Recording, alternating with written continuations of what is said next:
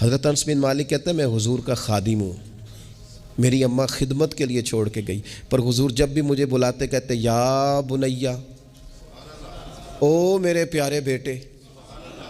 یہ خادم ہے گھر میں بچہ خدمت گزار، اسے بھی او پیارے بیٹے، اور پاس بٹھا کے نصیحتیں کرتے حضور، کہتے دیکھنا صبح اس حال میں کرنا کہ بغض نہ ہو کسی کا، انس میرے بیٹے یہ بھی میری سنت ہے۔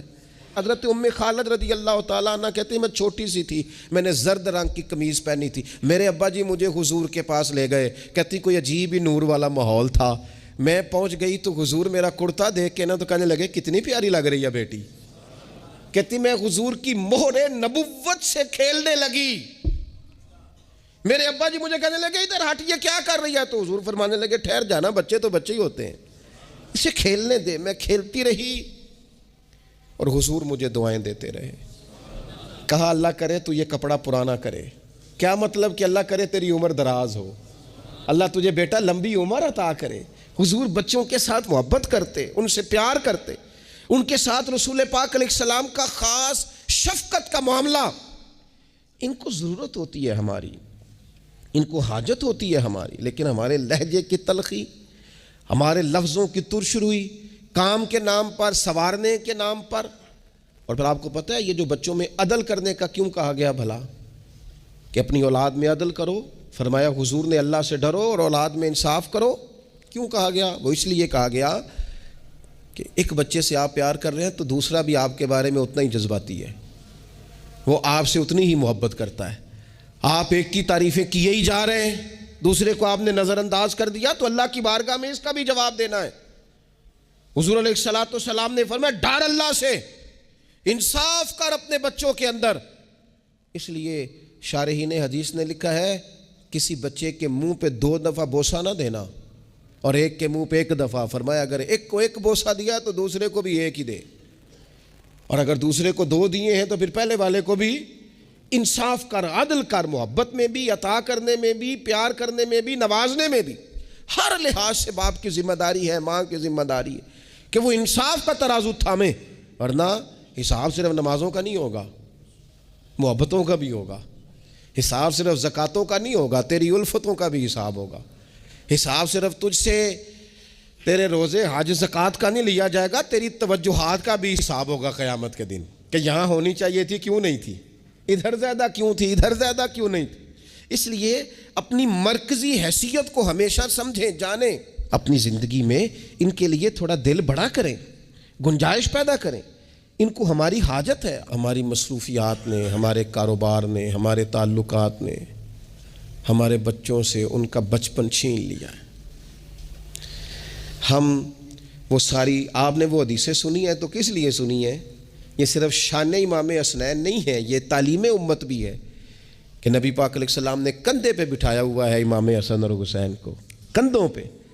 اور ایک صحابی نے جب کہا کہ کتنی پیاری سواری ہے تو محبوب فرمانے لگے سوار بھی تو دیکھ کتنا سونا ہے، تو دیکھ تو صحیح۔ تو یہ آپ میری بات کو سمجھے نا، کیا کوئی کمی تھی وہاں؟ فرشتے نہیں حاضر ہو جاتے 2 منٹ میں ہر خدمت کے لیے؟ صحابہ جان قربان کرنے کو تیار نہیں ہوتے، لیکن حضور نے کیوں کندھوں پہ اٹھایا؟ تاکہ مجھے تجھے سمجھ آ جائے کہ بچوں کو کندھوں پہ اٹھانا بھی کوئی کمال ہے۔ تو اپنی زندگی میں وہ خوبصورتی، اور پھر نبی پاک علیہ السلام بچوں کی تربیت جب کرتے تو بڑے خوبصورت انداز میں۔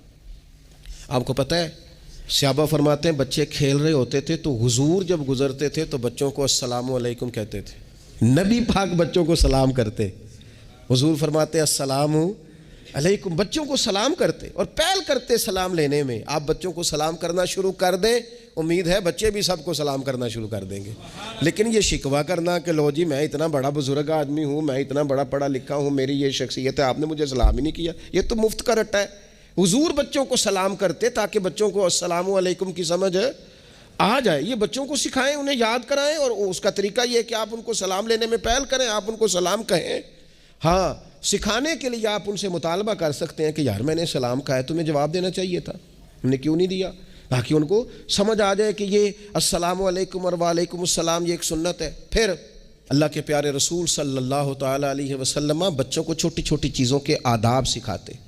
حضور تشریف فرما تھے تو ایک بچہ اندر آ گیا، السلام علیکم کہہ کے داخل ہو گیا، تو محبوب کریم نے بڑی محبت سے بڑے خوبصورت لہجے میں فرمایا بیٹا واپس جاؤ، پہلے اجازت لو، پھر سلام لو، جب اجازت مل جائے پھر اندر آنا۔ اس لہجے میں اتنی خوبصورتی تھی کہ اس بچے کے دل کی گہرائی تک میں سمجھتا ہوں بات اتر گئی ہوگی۔ وہ واپس گئے، انہوں نے جا کے اجازت مانگی، اجازت ملی، اور سلام لے کے وہ دروازے رسول پہ حاضر ہو گئے۔ بچوں کے ساتھ خاص محبت، خاص دلچسپی۔ ایک دفعہ میں حرمین شریفین حاضر تھا، میرے بالکل سامنے اگلی صف میں نماز کا ٹائم ہو جاتا ہے جب، تو آہستہ آہستہ لوگ زیادہ آنے شروع ہو جاتے ہیں، تو زیادہ رش ہو رہا تھا، لوگ زیادہ جمع تھے۔ تو ایک بزرگ تھے، تو وہ اپنے داماد سے، ان کی گفتگو سے اندازہ ہوا، میں نے کان تو نہیں لگائے ہوئے تھے لیکن بزرگ غصے میں بول رہے تھے تو بول ہی اونچا رہے تھے ذرا۔ تو وہ کہہ رہے تھے اپنے داماد سے کہ بیٹا تو ہے تے جوائی ہیں، اب تینوں میں گل کرنا مناسب تے نہیں سمجھدا، پر یہ کہ بچے تو آپ نے میرے ذمہ لگا دیے، وہ مجھے نہ عبادت کرنے دیتے ہیں، نہ قرآن پڑھنے دیتے ہیں، نانا نانا کہہ کے میرے پیچھے ہی بھاگتے رہتے ہیں۔ تو میں حاضر ہوں، لیکن تھوڑا سا نا ان کو سمجھائیں اور قائل کریں، یہاں آ کے مجھے ذرا اللہ اللہ کرنے دیں۔ تو وہ بچہ معذرت خانہ انداز میں اپنے سسر کو، بزرگوں کو تھوڑا سا قائل کرنے کی کوشش کر رہا تھا کہ چلیں اب خیال کریں گے، ہم کہتے تو بڑا ہیں کہ ہمارے ساتھ آئیں، لیکن وہ آپ کے پیچھے جاتے ہیں، کریں کیا؟ تو اب مجھ سے نہ رہا گیا، میں نے ان سے کہا بزرگوں مناسب تو نہیں، لیکن آپ بولے اونچا ہے تو سون سب نے لیا ہے، آپ کی ذاتی بات ہے، اگر اجازت دیں تو ایک جملہ کہہ دوں۔ تو پلٹ کے میری طرف دیکھ کے کہنے لگے مولوی صاحب آکھو۔ تو میں نے ان سے کہا بڑے خوش نصیب نہیں، اس مسجد میں بیٹھ کر نواسوں کا خیال رکھنا اور ان سے پیار کرنا، یہ تو مدینے والے رسول کا طریقہ ہے، اور این سعادت بزور بازو نیست، تان بخشندہ خدائے بخشن۔ کچھ سعادتیں ایسی ہوتی ہیں جو بازو کی قوت سے نہیں ملتی، تبھی ملتی ہیں جب رب عطا کرتا ہے۔ تو میں نے کہا یہاں تو نواسوں سے کھیلنا حضور کا طریقہ ہے، بعض چیزوں میں اللہ اثر رکھتا ہے۔ تھوڑی دیر خاموش رہے، پھر میں نے انہیں آنسو پونچھتے بھی دیکھا، کہنے لگے اللہ تہاڈا بھلا کرے، لو بھائی پتر ہن تسی پاویں آرام کرو۔ بعض دفعہ باتیں وہ ناراض بھی ہو سکتے ہیں، تو میں تیار تھا اگر وہ ناراض ہوں گے تو میں معذرت کروں گا، لیکن تھوڑا سا نا ایک بات میں نے ضرور کرنی ہے آپ سے۔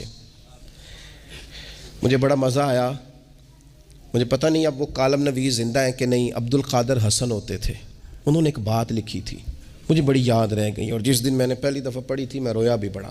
وہ کہنے لگے ایک دفعہ گورنر مدینہ نے نا حکم دیا تھا کہ چھوٹے بچے لوگ مسجد میں لے کے آتے ہیں روضہ رسول صلی اللہ علیہ وسلم پر، تو بچے قالین خراب کر دیتے ہیں، مختلف قسم کی چیزیں گرا دیتے ہیں، تو اس طرح کریں کہ بچوں کو منع کیا جائے، اور کم از کم مقامی لوگوں کو ضرور منع کیا جائے کہ وہ بچوں کو لے کے نہ آئے۔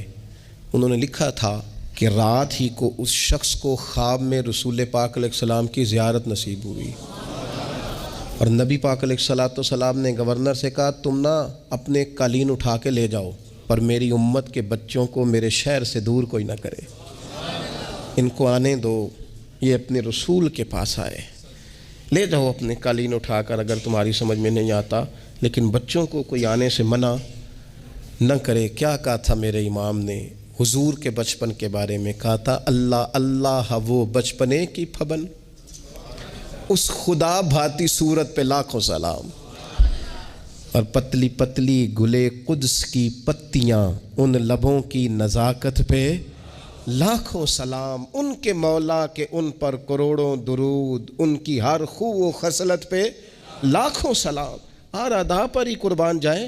فرمایا لے جاؤ اٹھا کر کے تم اپنا سامان، لیکن کوئی بھی یہاں سے بچوں کو دور، اگر ان سے ہمارا پیار ہوگا تو یہ ہماری بات بھی سمجھیں گے، لیکن اس محبت میں بھی اعتدال ہو۔